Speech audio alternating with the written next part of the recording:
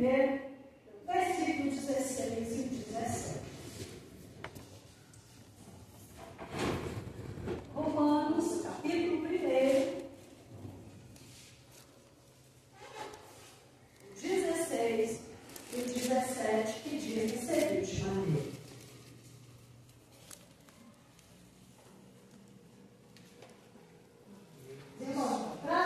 Amém. Amém.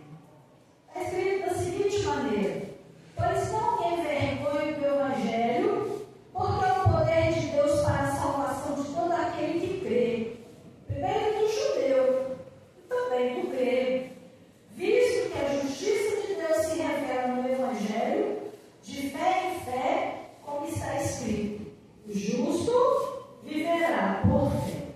Amém? Amém. Os irmãos podem se acertar? Os irmãos sabem quem escreveu o livro das cartas aos Romanos?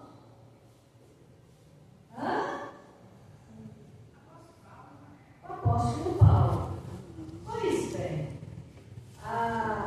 o livro, o próprio apóstolo Paulo, ele escreve essa carta aos Romanos, justificando a sua demora de voltar a visitá-lo, porque o apóstolo Paulo, ele foi criado e instruído, de uma maneira muito zelosa e rígida aos pés de Gamaliel, que era um professor erudito da época.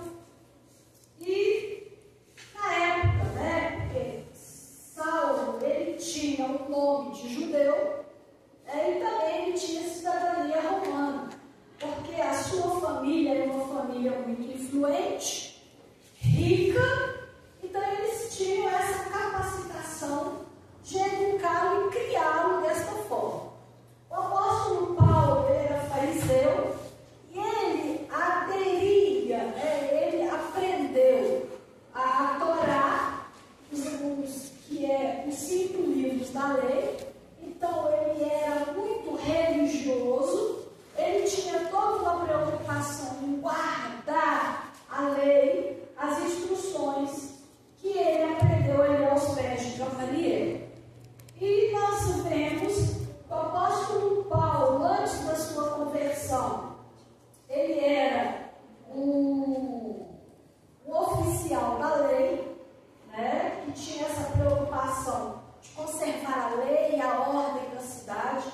E quando começam então os cristãos a pregar e a anunciar uma nova ordem, uma nova lei, um novo ensinamento, o apóstolo Paulo se levanta para, de uma certa forma, defender o que era pela tradição judaica. Vocês não concordam com isso? Amém. Mas amém. O apóstolo Paulo era muito zeloso e tinha essa preocupação em conservar a ordem e a lei. Só que ele, até antes da sua conversão, ele segue dessa forma. Tanto que o apóstolo Paulo, ele vai dar consentimento na morte do primeiro mártir da igreja, que é Estevão. Então ele deu consentimento, ele estava presente, ele viu esse acontecimento e permitiu que isso acontecesse. Então Estevão é morto com o consentimento de Paulo, ou de Saulo, no primeiro momento. Mas, ao pegar cartas das autoridades de Jerusalém, ele tem uma preocupação, porque ele tinha essa preocupação de muito zelo pela lei. O que é que ele vai fazer? Vai perseguir essas pessoas que se diziam cristãos e que estavam levando essa mensagem que, para o seu ver, estavam desvirtuando as pessoas, os judeus ali então.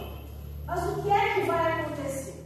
Lá no caminho de Damasco, ele vai ter um encontro com nada mais, nada menos, com a pessoa de Jesus Cristo.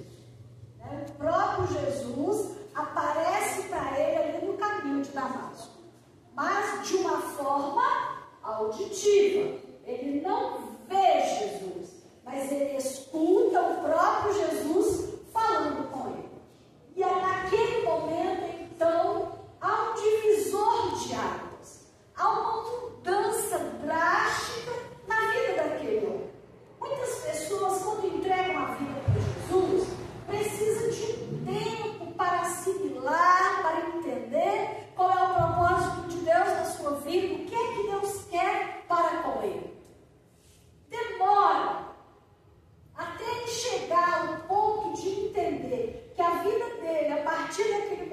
precisa de ser uma vida renovada, mudada, transformada, diferenciada de como vive o mundo, ele precisa de um tempo para essa assimilação. Mas o apóstolo, aqui em questão, quando ele tem um encontro, porque o próprio Jesus, ele vai mexer no âmago do problema, na questão. O que Jesus questiona com ele? Por que me persegues? Por que você está me perseguindo? Quem és? Porque no modo dele entender, ele estava perseguindo os cristãos. Era uma nova ordem, uma nova lei que estava surgindo. Uma heresia, um ensinamento contrário. Mas quando o personagem chamado Jesus se revela, eu sou Jesus a quem você está perseguindo. Então ele entende que todas as verdades, de que tudo que ele tinha aprendido durante toda a sua vida, aquilo cai por terra, aquilo desmorona, como um edifício, como uma casa que da noite para o dia passa uma tempestade e derruba tudo. A pessoa fica sem entender o porquê daquilo tudo. Mas naquele momento, quando Jesus se revela, eu sou Jesus, a quem você está perseguindo. Naquele momento, diante dos acontecimentos que se seguem, aquele homem tem um encontro pessoal com Deus. O que me chama a atenção é que ele não volta mais para Jerusalém. Ele vai para um direcionamento da parte de Jesus para a sua vida. E quando ele vai, ele passa, a gente vê, logo após a sua conversão, tem um monte de coisas que acontecem. Mas o apóstolo Paulo, ele precisa de um tempo para que ele possa aprender mais a respeito deste Jesus. Um homem cheio de intelecto, cheio de capacitação, de conhecimento, ele precisou de um tempo para se preparar para a chamada de Deus para a sua vida. Não é diferente na minha e na sua vida. Tudo o que a gente fazer, a gente precisa de preparo. Se você vai... você nunca mexeu com cozinha, nunca mexeu com comida, você precisa se preparar. Você começa do básico, de baixo. Como que você prepara um arroz, como que você vai preparar um feijão. Porque tem pessoas que acham que você pega o feijão do jeito que está lá, põe, afoga na panela, coloca lá para cozinhar, pronto, acabou. Não é assim. A gente sabe, porque nós aprendemos, não é mesmo? Que você precisa primeiro colocar o feijão numa panela com pressão para ser cozinhado. Mas para quem não sabe? Vai perguntar, não é? Como é que eu faço isso? E essa carne, como é que faz? Do jeito que eu compro lá no açougue, eu coloco para cozinhar, como é que eu faço isso aqui? Eu frito? Você precisa de um preparo para você desenvolver alguma coisa. Então o apóstolo Paulo, ele passa por esse preparo. Ele passa por esse tempo e aí começa esse homem então a desenvolver a obra de Deus, pregando tanto aos judeus, mas a obra a qual Deus tinha determinado e tinha um propósito na vida dele era a pregação para os gentios, para aqueles que num primeiro momento a salvação não veio para eles, ou por que não dizer não veio para mim e para você. A salvação, num primeiro momento, ela veio para os judeus. Mas Deus, através da sua infinita e grandiosa bondade, Ele chama esse homem para poder anunciar o Evangelho aos bárbaros, aos gregos, aqueles que não faziam parte dos chamados para a salvação. Nós alcançamos a salvação através de Jesus Cristo, não por méritos nem por obras, mas pela sua infinita graça. Pela graça sois salvos. E isso não vem de vós, é pela fé. Pela fé alcançamos a graça que vem através de Jesus Cristo. O perdão que alcançamos da parte de Deus, ela não é com base ao que eu posso pagar, ao que eu posso fazer, porque por mais que eu faça, nunca vou fazer o suficiente para alcançar o favor da parte de Deus. Não preciso ter consciência disso. Eu sou pecadora, somos pecadores, somos indignos desse favor, mas somos alcançados pela sua misericórdia. Uma coisa que me chama a atenção, porque nós temos vivido dias em que pessoas têm se envergonhado do Evangelho de Jesus Cristo. Dessa mensagem, dessa palavra que tem poder de transformar e libertar vidas. Tem pessoas que tentam, de uma e de outra forma, arrumar meios para chamar a atenção das pessoas em relação ao Evangelho. Hoje, pela tarde, deste dia, nós estávamos na minha casa e começou de repente a tocar uma música do mundo, cantor sertanejo. De repente, meu esposo chegou perto de mim e falou: olha aqui. E é que as pessoas estão fazendo. O mesmo ritmo que estava cantando na música, que não adora a Deus, que busca tantas outras coisas, estava cantando em um cantor sertanejo. Não adianta eu tentar falar de Jesus pegando um toque mundano. O louvor tem que ter unção, mas unção da parte de Deus.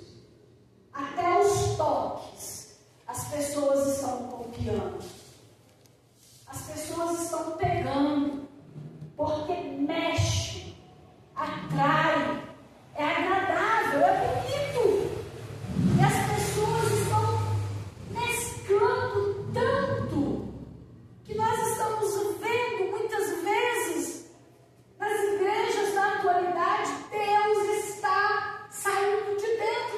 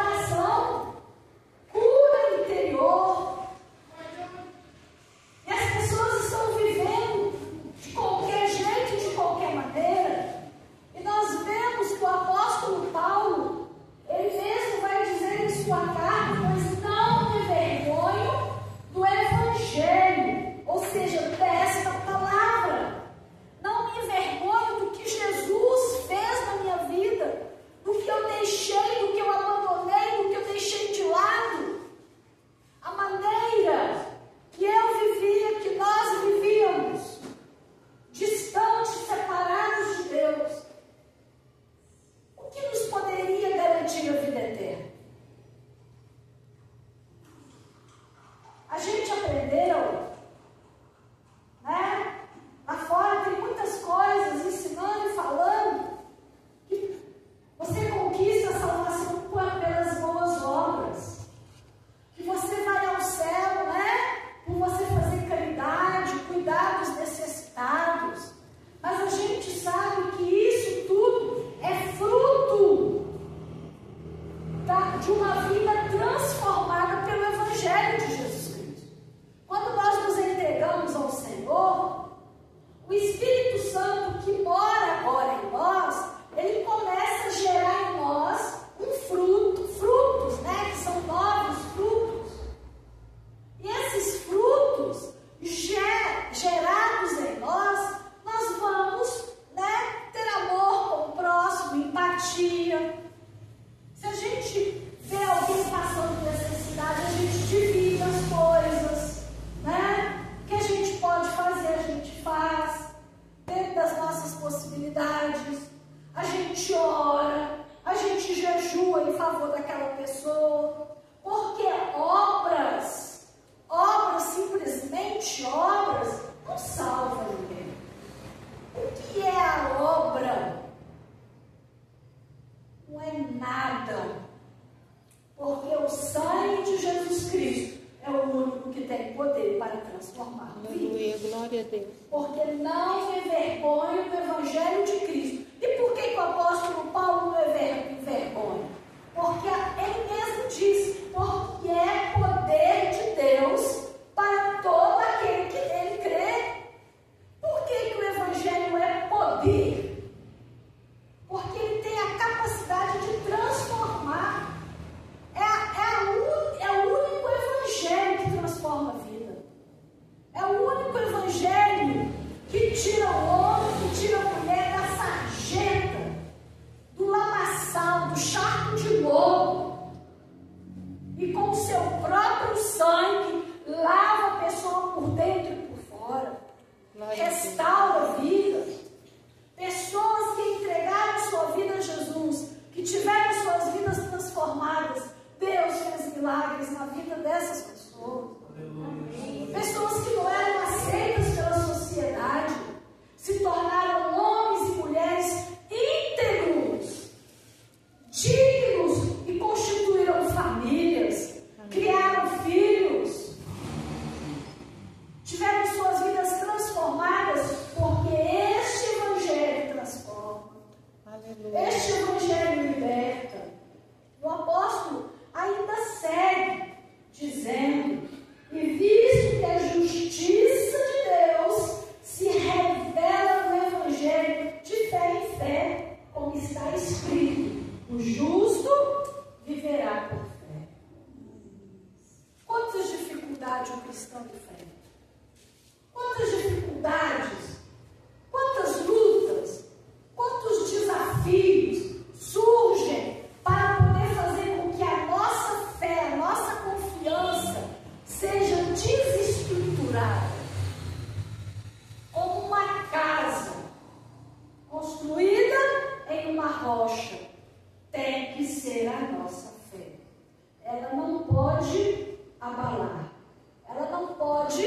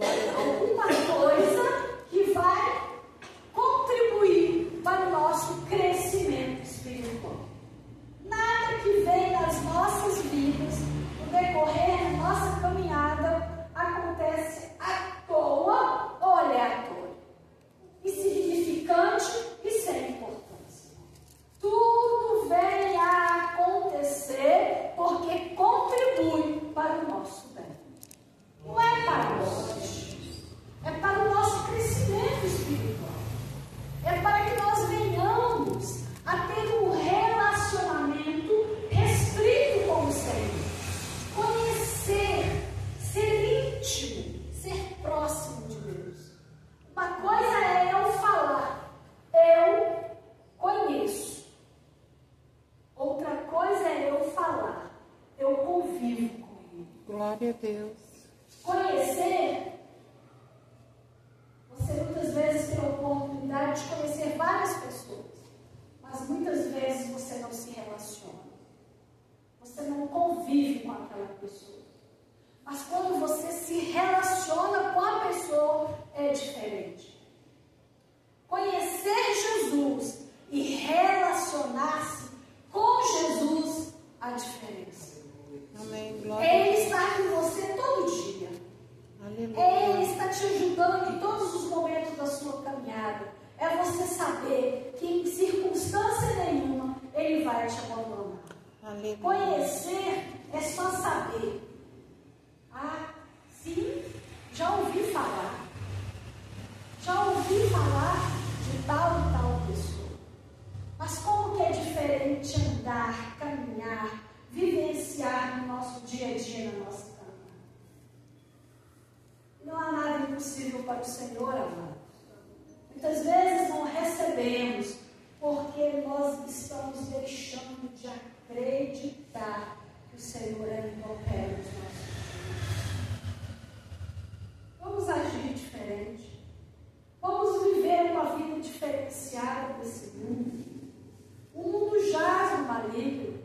O mundo está em trevas. A igreja é luz. A igreja precisa refletir isso para o mundo. Precisa anunciar essas verdades. Verdades que têm poder para transformar o mais vil pecador. Glória a Deus. Deus continue nos abençoando. Que ao sair nesta noite aqui desta congregação, você possa se posicionar, eu possa me posicionar de uma maneira diferente. Parar de reclamar muito mais do que nós estamos reclamando. Deixar de ficar murmurando. Começar a agradecer por tudo quanto o Senhor tem feito por nós. Pelos detalhes. Pelas provisões. E se de repente está faltando alguma coisa, descansar nos cuidados do Senhor. Aleluia. Glória a Deus. Glória a Deus. Todo deve conhecer